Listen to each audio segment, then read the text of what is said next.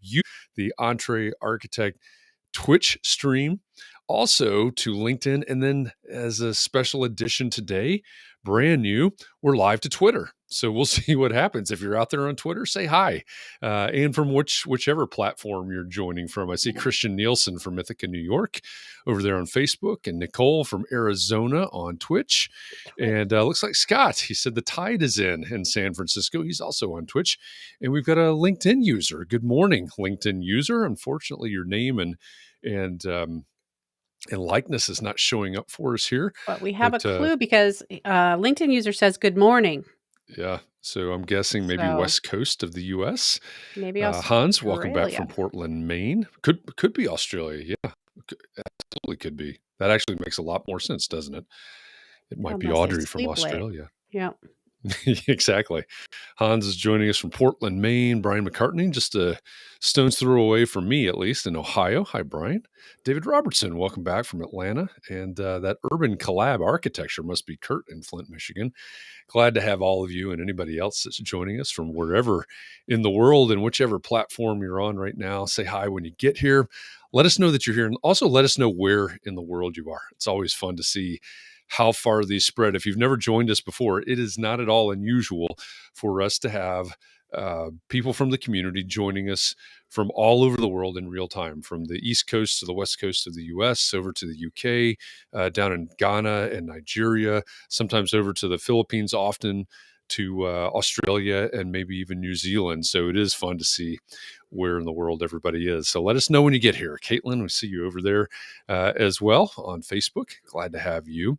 And for anybody, I don't think I've seen one yet, but for anybody that joins us from Facebook, if you show up as Facebook user, like LinkedIn user does here, you can change that. You can let your name and likeness escape from Facebook. It's just a privacy policy setting. You can go to chat.restream.io/FB. The URL is down in the lower left corner of your screen right now. So chat.restream.io/FB, as in Facebook. My guess is you could do the same if you do /LI, but I don't know that for sure. I'm just making a guess there for the LinkedIn users. That's a good guess. It's a good guess, Jeff. I think LinkedIn users should try it. Tell us if it works. You should try it and see what happens. Hopefully you don't end up at a site that was not safe for work by typing that in there. But welcome to everybody. And also to everybody that's joining us from the future on the podcast version of this. Thanks for listening in on the Context and Clarity podcast. That podcast version of these LinkedIn or these Context and Clarity live conversations comes out every Monday at noon Eastern. And then we have a special episode that comes out Tuesdays at noon Eastern. We call that Context and Clarity Backstage, where Katharine and I go backstage with a mystery guest from the community. And we break down this conversation that we're about to have. We talk about our biggest takeaways and applications that we've found from the conversation. How can I apply what I heard in this conversation today to my business, to what I do? So that's a fun version as well. So Mondays, the Context and Clarity Live comes out. Tuesday, Context and Clarity Backstage comes out wherever you consume podcasts. It's everywhere. It's all over the internet. So look for those. Barry, we see you over there from Scotland on LinkedIn, and our LinkedIn user says greetings from Sweden. All right. Yeah, I was totally wrong. It was not Australia. It was a test. It was a trick. Glad to have you joining us from Sweden as well. And David, welcome from Oakland, and everybody else. Katharine, how are you today? I am great. Thanks for asking. You know, I found out they're looking for a local inspector here in my town, building inspector. Yeah. So what are you going to do about that? I don't know. Probably not take the job, but I thought about it for a little while this morning. So for a little while, I was a building inspector, but now I'm back to just being me. You're going to put your cape on and go out to the job sites and make sure everybody's following the laws and rules so tempting. Massachusetts and Boston. Yeah, I would love to, but I don't know. I'm still going to wear the cape, but I don't know. Anyway, so that was fun to dream about today, but so that put me in a good mood. Well, that's good. Yeah. I think we would probably have to change your title at that point. It would be Inspector Katharine. That kind of ring to it, but it'd be like something like Sherlock Holmes, I think. Okay. I would love to. I wanted to be a detective when I was a kid, actually. Well, the I hope it's not opportunity's too out late. there. Yep. We'll check in next week for an update on the decision making process there. All right, I'll let you know how it goes. Okay. Yeah. Well, in the meantime, we probably ought to bring our guest out of the green room. Mm. There's been a lot of buildup as we have made it through the week towards Thursday. For those of you that don't know, context and clarity is a thing that we do every weekday afternoon at 4 p.m. Eastern. Also, every weekday morning on the Clubhouse app, we have our half-hour coffee talks. And we shape the week around the guest that's backstage right now, our Context and Clarity live guest. Our theme for this week is video, and you're going to find out why here in just a minute. But we've been talking about video all week. 2 days we talked about basically how-to video for architects. What would you record? Where would you post it? What are your best tips, tricks, techniques, equipment, etc.? And then 2 days this week we're talking about either the architect or architecture as characters. So we've talked about fictional characters. We're going to talk about architecture as character tomorrow, but we've been talking all week about video, how to do it, and also the one really important thing I think about all this is how video or how these characters, I guess, in the specifics of the way that we've been talking about it, how they shape the public perception of architects and architecture. So we might get into that here in this conversation today. But in order to do that, I've got to introduce our guest. So our guest today is a storyteller and a visionary.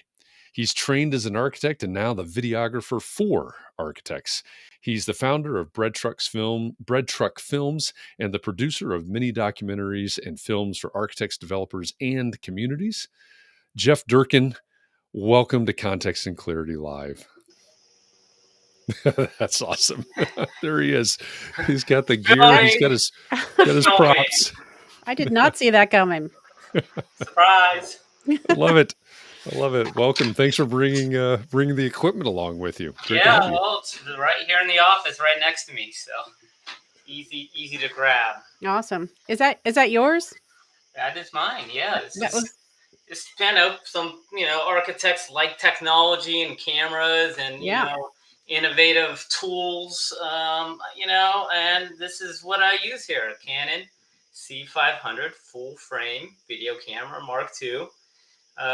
It's beautiful for architecture. It's got that wide format, so you can film buildings with sky. You can show things with negative space around them.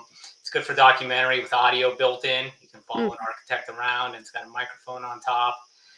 Shoots 6K, super high resolution, slow motion, all the stuff that you want to tell a really compelling story.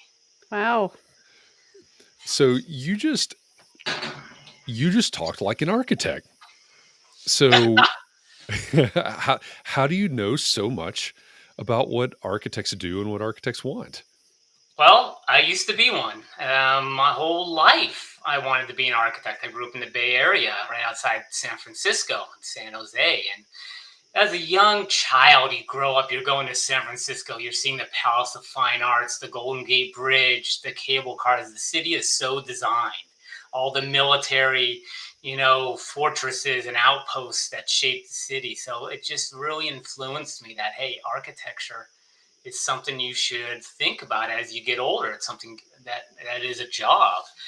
So I loved it. And, then I graduated and went to Berkeley. So UC Berkeley's got a really good architecture program. It's very focused on sustainability and environmental design, and started to open my mind to thinking like what architecture can do for the planet, how, it could be more responsible, how it could help the communities and stuff of that nature.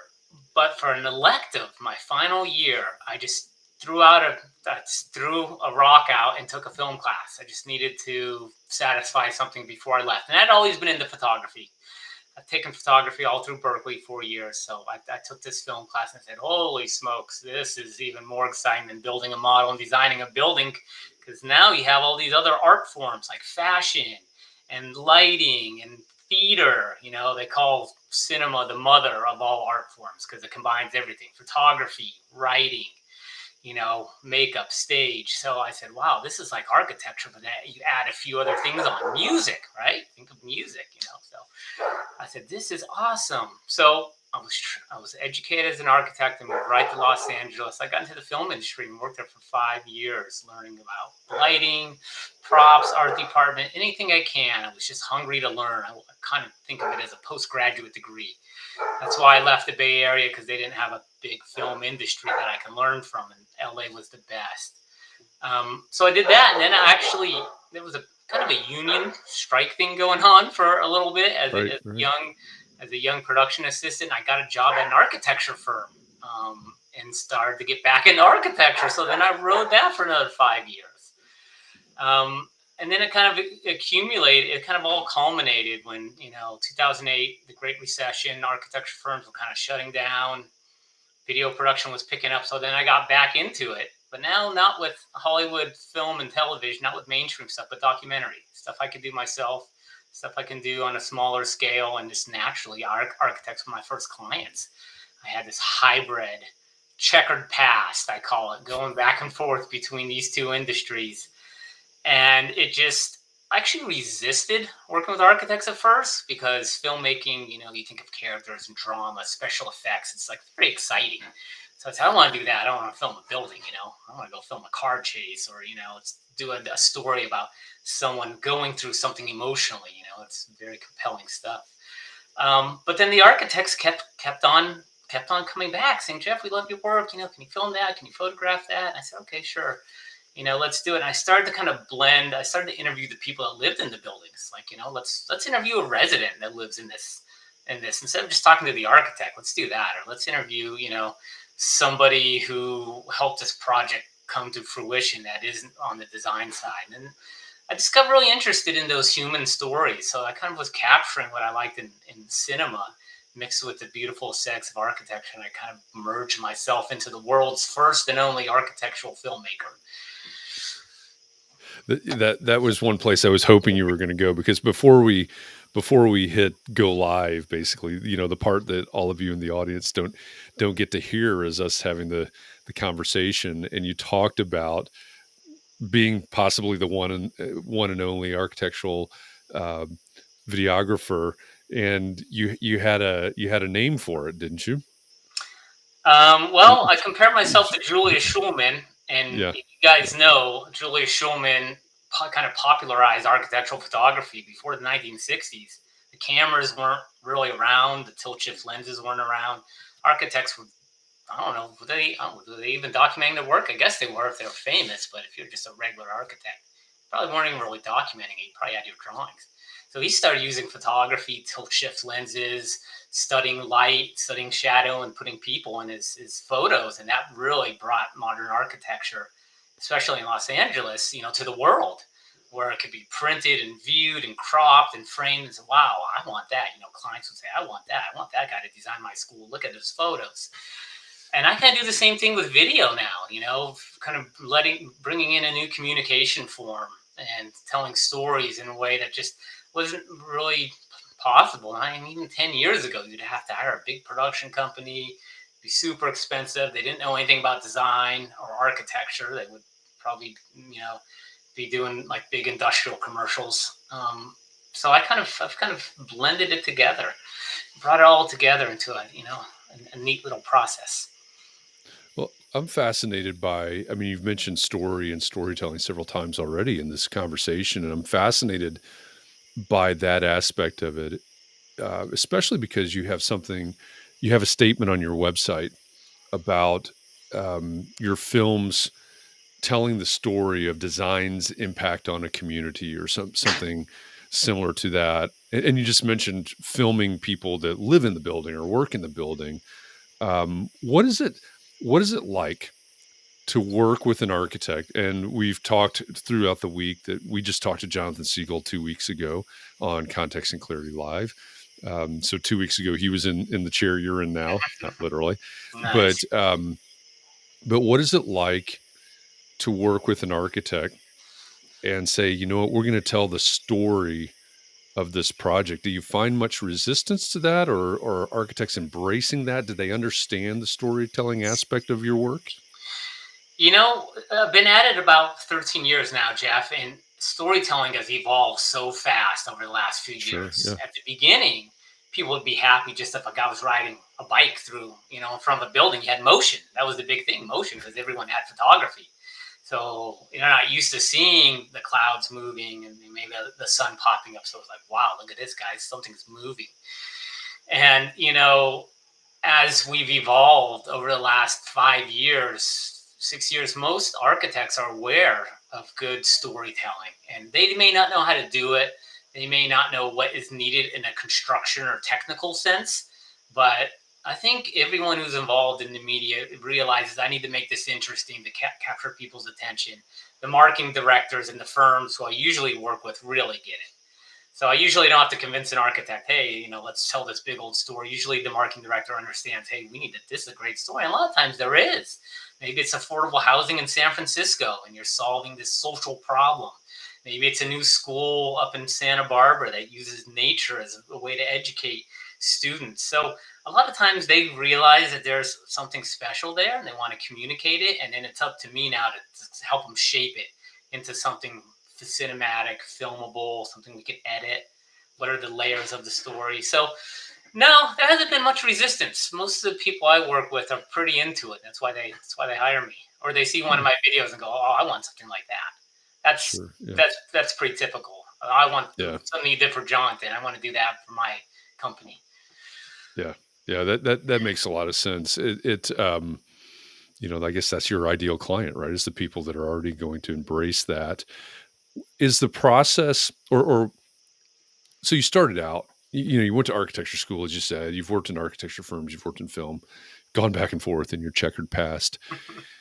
Is the process of coming up with the story, telling the story, is it comparable to the design process in the architecture office, or what are the compare and contrast those two things if you can? Sure. Well, the starting point is exactly the same. Like when you meet with a client to design their home, it starts with a conversation. What are you looking for? Where's the site? For me, it's what's the length. That's kind of the site. What's the length of the video? We're talking a 60-second. We're talking 4 minutes. We're talking 30 minutes for a awards presentation. So it starts with a conversation like that. Architects generally will go visual then and start doing sketches and plans. Well, filmmakers go with text and write a script, and that's what I do. So that's the big thing I had to learn, really. That was a lot different than architecture, is how to write an idea that's going to be visual in a script format. And right, here's the beginning, here's the middle, here's the end. Here's the people we want to talk, here's the talking points. So I write a script out that kind of frames the story and the talking points. Most of these are only 3 minutes. They're short, so we can't cram in the 5 years of pain and suffering you just went through to get this new project built. We just try to find the 2 or 3 things that are the most compelling and engaging about it, and package that into a beginning, middle, and end. So once I write the script, then I can sketch out and do drawings of some compositions or some framing. I may go on a scout, take some scout photos, and that's very architectural. That's very similar to the architecture process: sketching, photographing the site, visualizing things. And then other components that I bring in, filmmaking has a big audio component. It's just not visual. So you're thinking about music, you're thinking about the voices, you're thinking about natural sound. So I plan a little bit of that out ahead of time too. And that's something that's very, very true to the film world and architecture world. They're not thinking of audio. Audio is not, building doesn't have a soundtrack or anything like that. So yeah, it starts the same, it goes different, and then it comes together the same a little bit more. And then the actual process is quite different. Most of these films are done very fast. They're done in a few weeks, or a building can take 3 years, 4 years. Right. So that part's a lot different. Yeah. So we have a question from Isra Banks. Why does someone who's trained as an architect excel in another profession? So we've seen that over and over again, that maybe people who are trained as architects can also excel at other professions. So, and I kind of have a question too about most architects seem to love photography and film as well. So Yeah, no.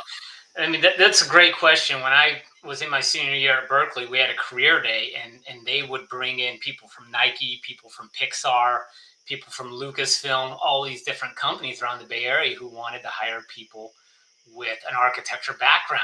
And the clearest answer I heard is architecture is a good balance between left brain, creativity, and ideas and imagination, and right brain, problem solving, understanding budgets, timelines, the reality. So it's one of those professions that combines both of them in a pretty equal way. And when you get educated, you kind of understand that. And that's very valuable. Most of Nike's designers in the shoe in their shoe department had a degree in architecture, even a background in architecture. So I think it's because you're well rounded. You can be creative, but you can also be technical. And a lot of careers don't have both of those. And I think, as we all know, architecture is everything. It's how you wake up in the morning. It's a commute to work. It's where you get your bagel. It's urban design, planning, landscape. It's so much of everything that I think you can sprout off into many different fields from it and be successful, because architecture is touched and rubbed up against so many different little fields and industries. Yeah, that makes a lot of sense, and I love that about the architectural education. We end up talking a lot about the future of architecture education, um, and I hope that part is never lost. Regardless of whatever the future of education is.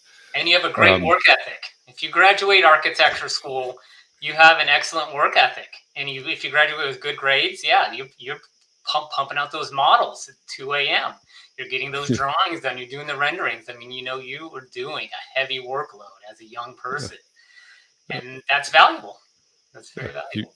You've got grit and survival skills. Maybe Yeah. bad nutrition and sleep habits, but uh, but you've learned to survive. Um, do you have a style? Well, I let the story guide the style. So if it's about, homelessness in San Francisco or Los Angeles, then I may go more handheld, and it may be a little more looser and fluid because I'm walking around the streets filming people with a microphone on my camera, maybe be a little more documentary like. If I'm filming a beautiful custom home in the desert or the mountains with the landscape around it, maybe on a tripod, everything may be beautifully framed. It may have a slower pace to the music. It may have more atmospheric sounds of nature, sounds of the streets and the birds, where, down in an urban environment, architecture that's trying to solve problems is all about the people, the city it's in, maybe the neighborhood's going through something, and you're very focused on that. So it fluctuates depending on the theme and the content. But one thing that I always do is I try to film my projects in a way an architect thinks. I try to shoot elevations. I try to shoot plan shots with the drone. I try and shoot detail shots with a special macro lens I have, so I can get right into a detail. And if I had an X-ray camera, I would shoot a section and show someone walking through. I haven't figured that part out yet. I need to get an X-ray camera or An X-ray something. camera. That would be a great invention. We'll start working on that. An X-ray camera. Yeah, or something. They have they have heat sensor cameras where you can film a person on the other side of a wall walking upstairs is kind of a white blob where the heat's coming off. And I thought that would be a way to show the circulation Yeah, and that'd be how fun. the interior space is designed. So I always try to communicate in the way an architect thinks and conceives the building. So that part's consistent. Then the actual layers on top of that change depending on what the story is. Yeah, I love that. I mean, you're obviously. I mean, it just exudes, right? I mean, you're in the right place doing videography for architects. You speak the language. You have a passion for it. You think like architects think, and so I love that about what you do. When it comes to the filmmaking, which like you said, you first film class was your last semester, so you've learned a lot, obviously, since you graduated from Berkeley.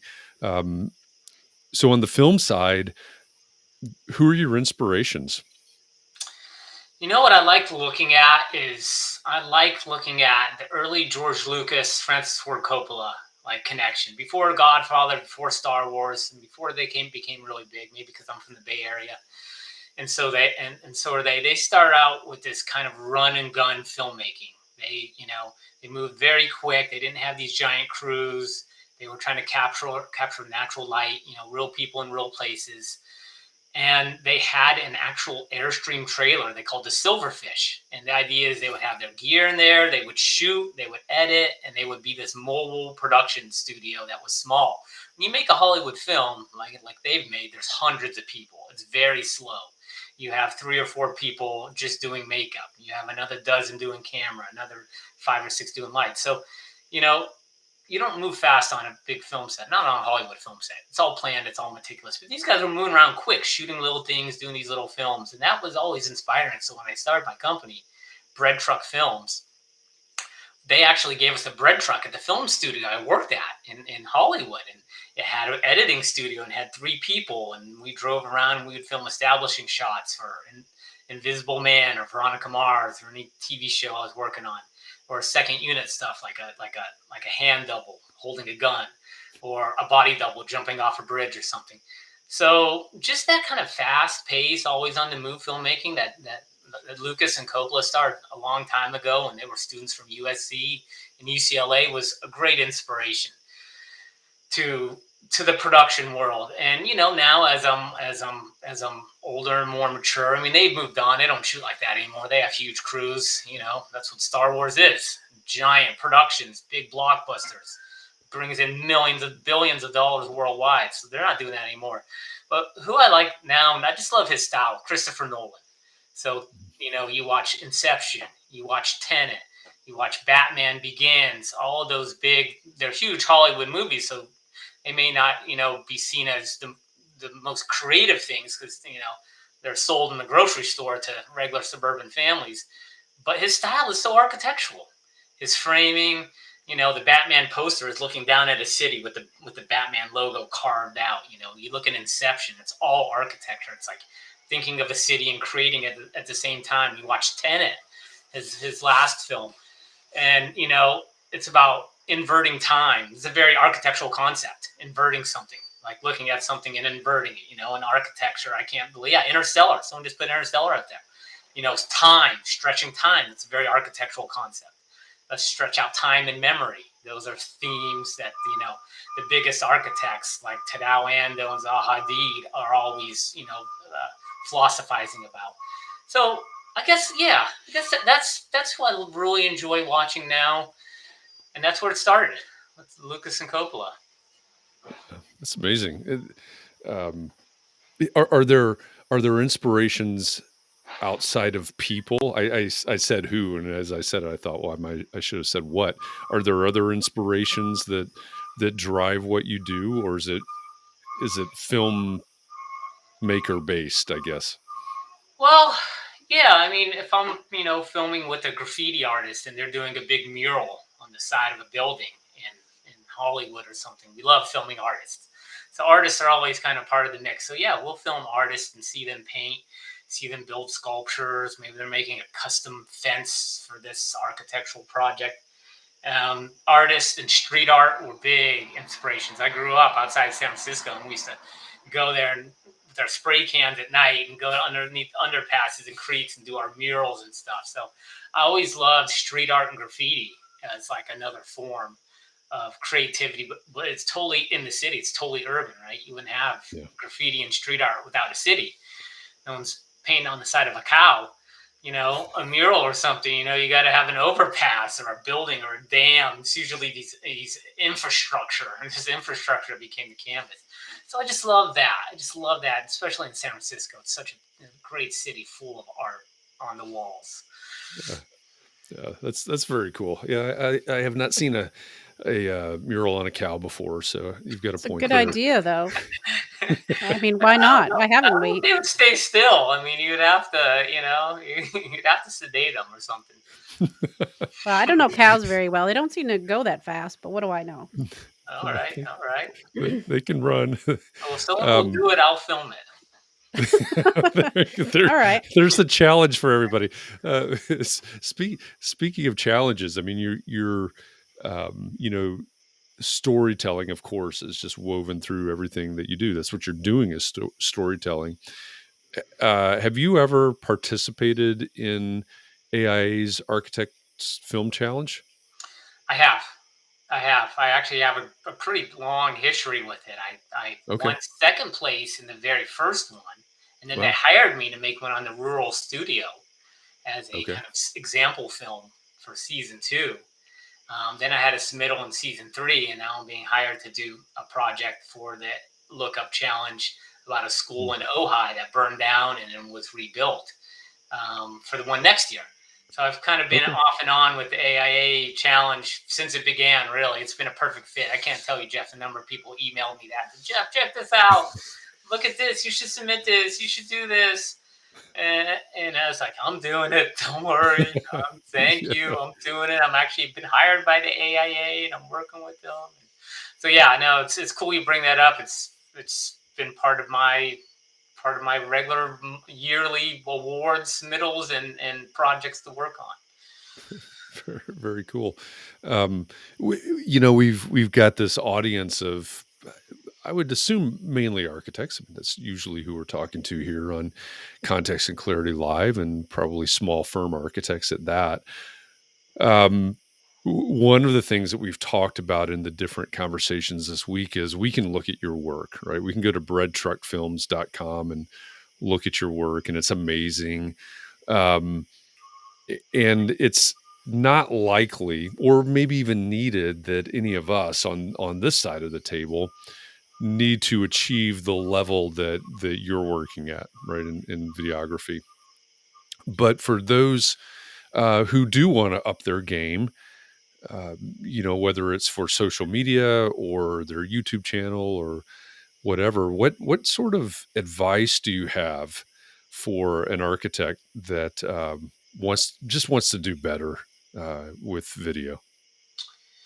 Yeah, that's a great question. You know, a lot of people, everyone out in architects who want to have video coming across their feed, showing their people, listen to what they're doing. You know, instead of just a still photo, they want to have that. So, you know, what I've learned and what I've seen at most firms are most of the younger generation coming out of college at the young level, they'll all have a camera and they'll all have some experience. They may even have a drone. Almost every firm I've interacted with has someone like that, right? So I would say, you know, embrace them. That's how I started. You know, I had a video camera at my first firm, you know, Johnson Siegel 15 years ago. And they're like, start filming, Jeff. You're the only guy who can do it. So start doing it. So, yeah, I would look to the younger generation who has this stuff. They just grew up with video, they know how to do it. Um, every market, every city you're in, there's going to be real estate videographers. You can type in wherever you live, real estate videography Maine, real estate videography, you know, Indianapolis. You'll find a handful of people that film real estate for a living. They'll have drones, they'll have time lapses, they'll have insurance, they'll know how to do an interview.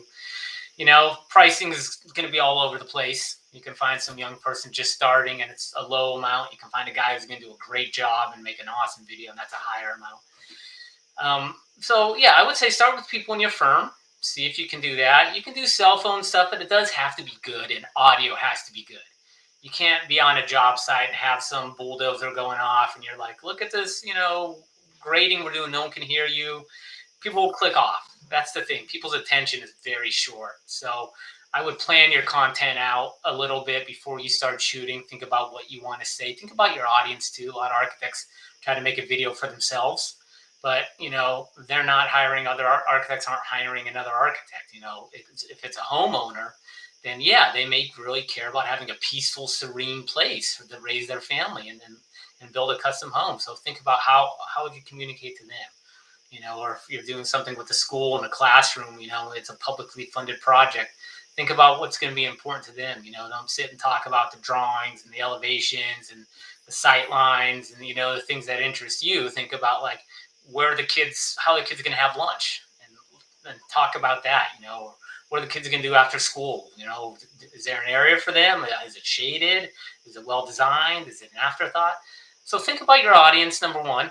You can shoot stuff in-house. Number two, keep it short. People have an average about 2.5 minutes of attention span. If you're doing your own video, I'll keep it to 30 to 60 seconds. I wouldn't go that long. And get good audio. It's essential to get good audio. If you want to do the interview inside a room, so it's clean and clear, and then film shots outside of the building, and then blend them together so that the video is going on top of the audio. That's a great way to do it. But make sure you have good audio. You can buy a little mic on Amazon, $25. You stick it to your chest here, and you put it in the camera and shoot horizontal. Yeah, this is all great tips. Looks like we've got a question from Sarah Lee. Yeah, Sarah Lee wants to know, because we just want to know how to do what you do. So really, she wants to know what software you'd recommend for video editing for those of us who don't do it professionally. Yeah, so I use Adobe Premiere. I'm part of the Adobe suite, which most architecture firms will have a little bit of experience with. Photoshop, InDesign for presentations, Illustrator for awards and print stuff. And they have a light version called Premiere Rush. You can do it on your phone. You can edit stuff on your phone. I don't know how much it is. It's supposed to be kind of like the iMovie type thing, something simple, something someone can do on their phone or on a basic laptop. And I would check out Premiere Rush or iMovie. That's a great suggestion. So, you're talking about, you've got the range, I guess, the young person and the experienced person, and it's just like architecture, right? There's gonna be a wide range. How have you, as you've built your business over the years now, how have you grown it, and how have you maybe upped your client base and found your ideal client?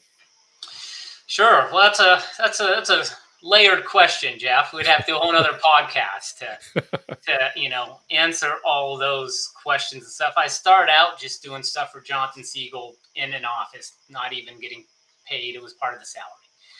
Yep. Here's a guy that's got a camera. That sounds cool. I just got a phone and it's got a screen on it. Now we're watching videos 10 years ago, 15 years ago. So, I started early when it was just like, let's experiment with this stuff. And, then I've continued to build a reputation through good videos. Luckily, I'm in a little niche. There's not a lot of people that do architectural videos. So in San Diego or Los Angeles, San Diego is where I live, Los Angeles is where I work, I've built a reputation. People come to me. So a lot of my clients now have passed on word of mouth. Like, yeah, look at Jeff Retrofit. This guy used to be an architect. That kind of gets my foot in the door all the time. Okay, yeah, we can trust him. This guy's going to understand. He went to Berkeley. That stuff helps. Making good films, and then doing a whole lot of marketing. I really reach out because I have such a unique little niche in the world. No one's ever thinking, oh, I need a video. Let's hire an architectural videographer. Right? You think about that with photography. It's like, yeah, I know a couple of architectural photographers. I work with them at this other firm. This guy has taken some photos for us before. Let me call them. I need some photos for a competition. So I spend a lot of time meeting people, just having coffee, connecting, telling them what I do, doing things like this, podcasts, outreach, talking to the community. I work with the AIA a ton. I work with San Diego Architectural Foundation a ton. I work with these different organizations where I could just meet people and tell them, hey, I'm from your community. I'm from your world. I love making films. If something pops up in the next few years, you're going to think about me, just because it's a little niche thing. So it's been about, 13 years. And my regular week, if you broke down my whole year, I spent about, I would say 60% filming and setting up the deals and editing. And then almost 40%, I would say, networking, marketing, And I don't look at it as some big dirty job. Sometimes I go to a book signing and I buy a book from an architect I really like. And I just tell them a little bit about what I do. Or I go to a lecture and meet someone I went to school with 15 years ago. Or I email someone or find someone on LinkedIn, and say, hey, check, let's do this film. So I just gotta kind of keep an atmosphere of communication. That's what I call it. Yeah. That's what I call it. That's led to a lot of conversations. Yeah, that makes sense.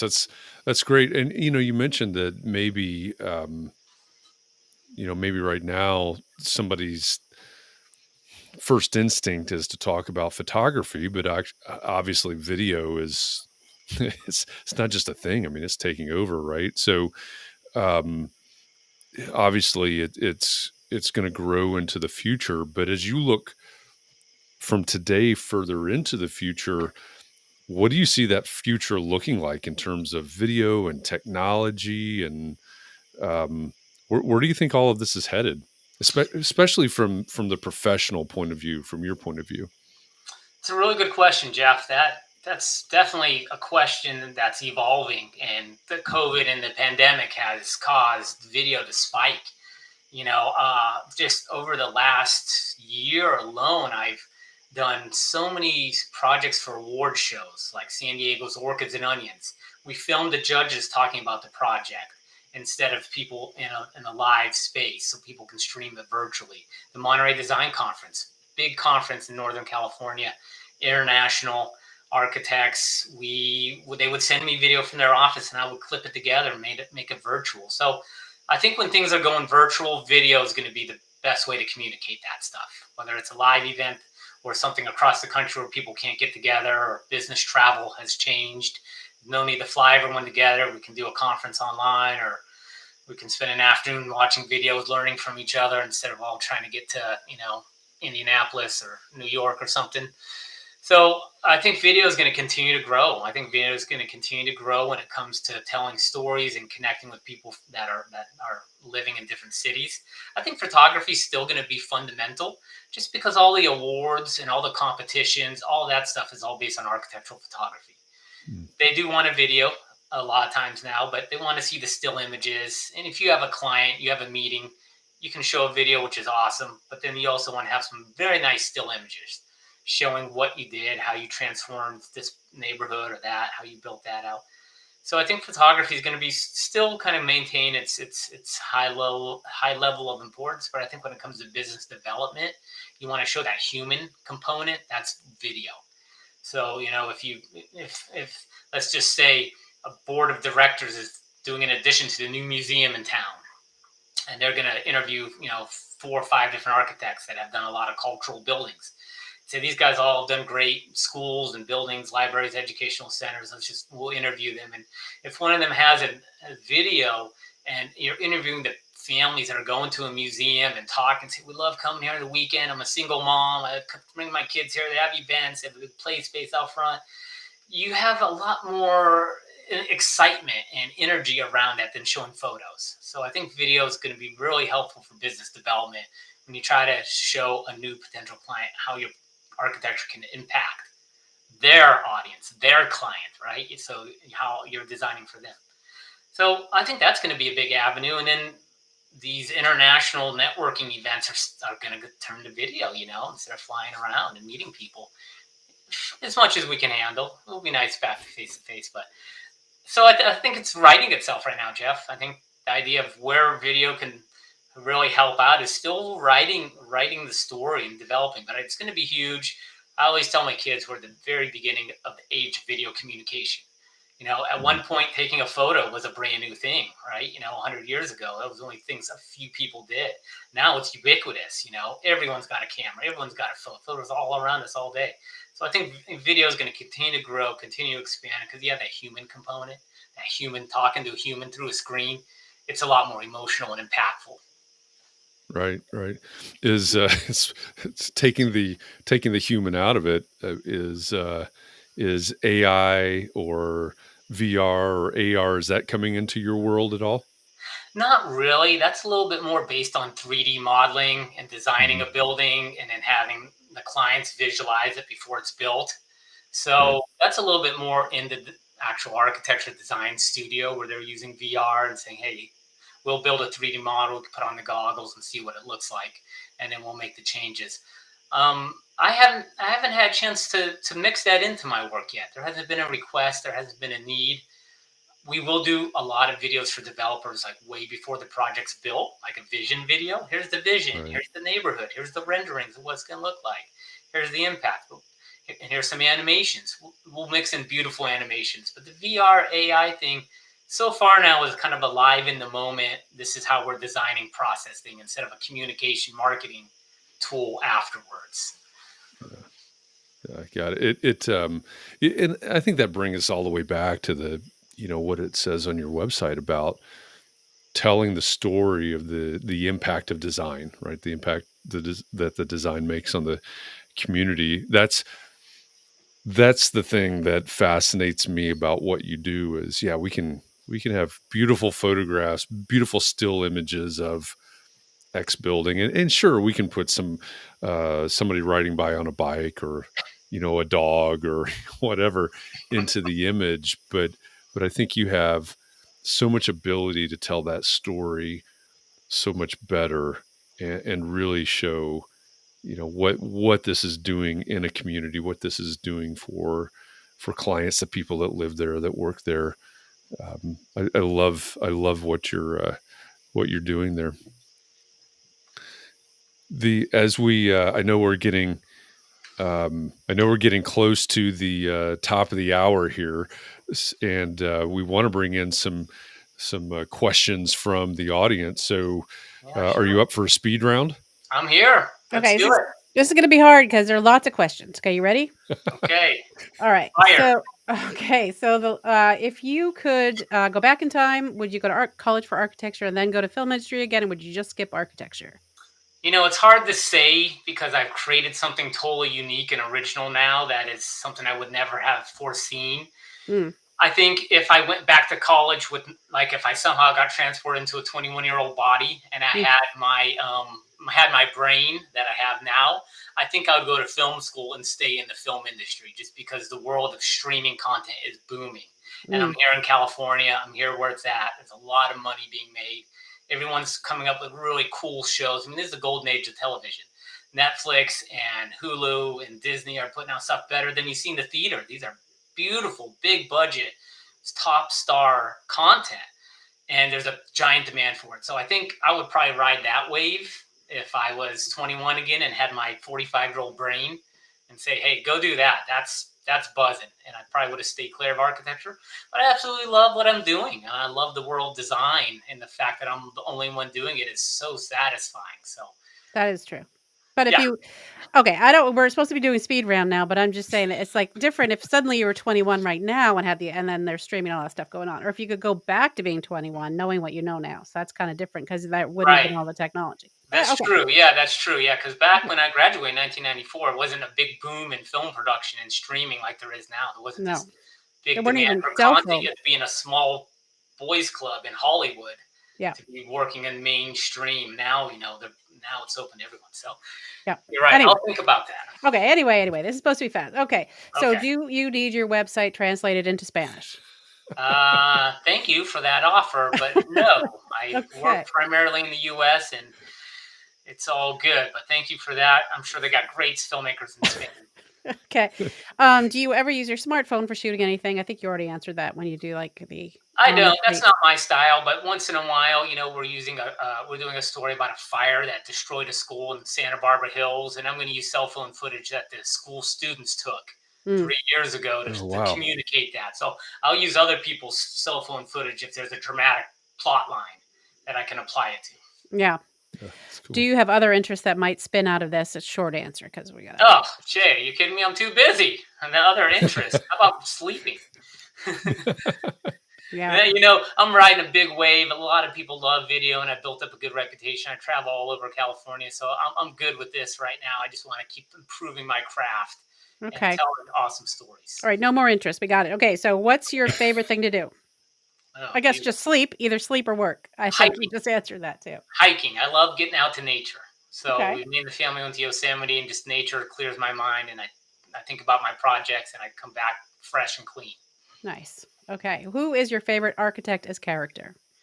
Oh, man, that's a tough one. There's so many characters out there. I mean, from Tadao Ando being a boxer and his early days in Japan, delivering stuff, Frank Lloyd Wright with all his scandals and highs and lows. I mean, true. But I think we're thinking like Mike Brady type of fictional character. Yeah, it was just a fictional character. We should have, yes. There are lots of architects who are characters for sure. Yeah. It's hard to choose one. Well, let's think here. I mean, who is an architect in a well-known film that we know? There's a lot, but I have the benefit of having Googled this the other day. Yeah, we spent a lot of time talking about on Tuesday. Yeah. Give me some names, Jeff, and I'll tell you. Well, you had, Mike of course, Brady. So you had Mike Brady. You had Woody Harrelson in A Decent Proposal, just a half step up from Mike Brady. Yep. You had Adam Sandler in Click. Oh, that's right.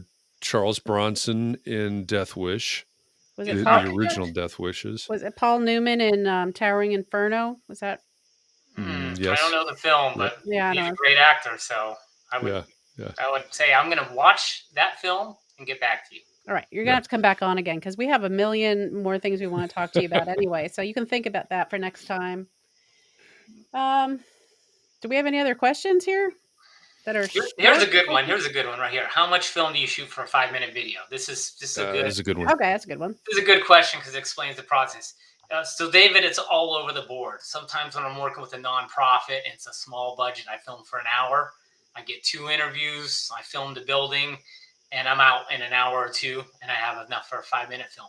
Other projects where there's this grand story, I may film for 3 days. That's what I'm doing up in the Santa Barbara Mountains. We're going to spend 3 days filming students, teachers, architects about the school that was destroyed in the Thomas Fire and then rebuilt and created a brand new community. So it's a deeper story. It needs more filming. If you want to get basic information across, you can get it done in a few hours or half a day. That is a great question. And Don't you know what? Costanza. There it is, man. This There it guy. is. Yeah. George Costanza. It's true. He's the best one. It. Yeah. Yeah. So Jay has volunteered to paint a cow, which I put up before on the screen, and he was disappointed that you did not go for it. He wrote to me off backstage. Jay. Do you live on a farm? Do you have access to a cow? Oh yeah, he does. He's in Vermont, so he'd be the one to paint cows for sure. Yeah, what a beautiful place. I'd love to film in Vermont. Yeah. Well, you might be got to. Yeah, you got to hook up with Jay there. He's up in the sticks of northern Vermont, is how he describes it. But it is a beautiful area up there where he is. Yep, definitely. I bet it is. Okay, well that's all the questions I have for the speed round. That's all of your speed round questions. Well, all right, 4:59. So I thought you might want to say something else before I just. Yeah, well, I'm glad somebody's watching the time for us. This is fascinating, and again, I appreciate the work that you're doing, Jeff. And I said at the beginning, one of the reasons that we have 2 topics this week. One, who's your favorite architect as fictional character. And then tomorrow on our Context and Clarity conversation, we'll talk about who's your, or what's your favorite architecture building or space or whatever, as character in literature, TV or movie. Is that this is where the public perception of who architects are and what architects do and what architecture with a big A is. So that's why we're covering those topics this week. But coming back to that statement that's on your website, telling the story of the impact of design, I think that's so important. So I appreciate you doing that. I'm glad that you've got your little nation, that there's a lot of architects finding value in your work, and you're able to tell the story, whether it's Rural Studio or the organizations in San Diego or Jonathan Siegel, whoever it is. So thanks for that. And thanks for coming on with us today. Oh, cool. Well, thank you guys. It was great to meet you, Jeff, almost a year ago or a year and a half ago. Great to get to connect like this again. This is awesome. Yeah, there's a little bit of trivia for everybody. Right as the pandemic began, I started these, what for me was lunchtime conversations. For Jeff, it was 9 o'clock in the morning, I suppose. But and that kind of parallels the beginning of Context and Clarity, our Context and Clarity conversations back in early April. So that's almost exactly how long Jeff and I have known each other. So Jeff, again, I really appreciate you joining us. And everybody in our audience, thank you for showing up. Thanks for your questions and comments today. Thanks for making Context and Clarity a thing, because without you being a part of this community, we wouldn't be talking to Jeff Durkin today and learning about videography for architects. And for those of you listening on the podcast, thanks for listening. Appreciate you. Be sure you tune in again for our Context and Clarity backstage version, because Katharine and I are going to go backstage here momentarily, and we're going to talk about our biggest takeaways from this conversation and things that we learned and ways that we can apply everything that Jeff talked about to our own businesses, to our own practices, et cetera. So I think that's a fun fun version of Context and Clarity as well. So this Context and Clarity backstage. But again, all of you, thank you. Thank you for all of this. And Katharine, thanks as always for keeping the wheels on the bus and keeping an eye on the clock today. Yes, my Appreciate pleasure. that. Absolutely. So Awesome. again, everybody, thank you. Appreciate it. And Jeff, thanks. And we'll see everybody. I should talk about this next week for Context and Clarity Live. We will have Patty Harris from Licensure. She's an attorney. She founded her firm called Licensure, and she deals with, as you can imagine, licensing, professional licensing across all types of jurisdictions. So tune in next week, Thursday, 4 p.m. Eastern, on the Entree Architect Community Facebook group, the Entree Architect YouTube channel, Entree Architect Twitch stream, on LinkedIn on my profile, and apparently on Twitter now, on my Twitter account. We'll see how that turned out today. I'll have to check that out. But join us next week again for Context and Clarity Live. Of course, we'll be live tomorrow on the Clubhouse app at 9 a.m. Eastern, talking about architecture as character. And then tomorrow afternoon at 4 p.m. Eastern for our next Context and Clarity conversation. So again, thanks everybody. Appreciate all of you. And I hope I'll see you somewhere sometime soon. Bye, everybody.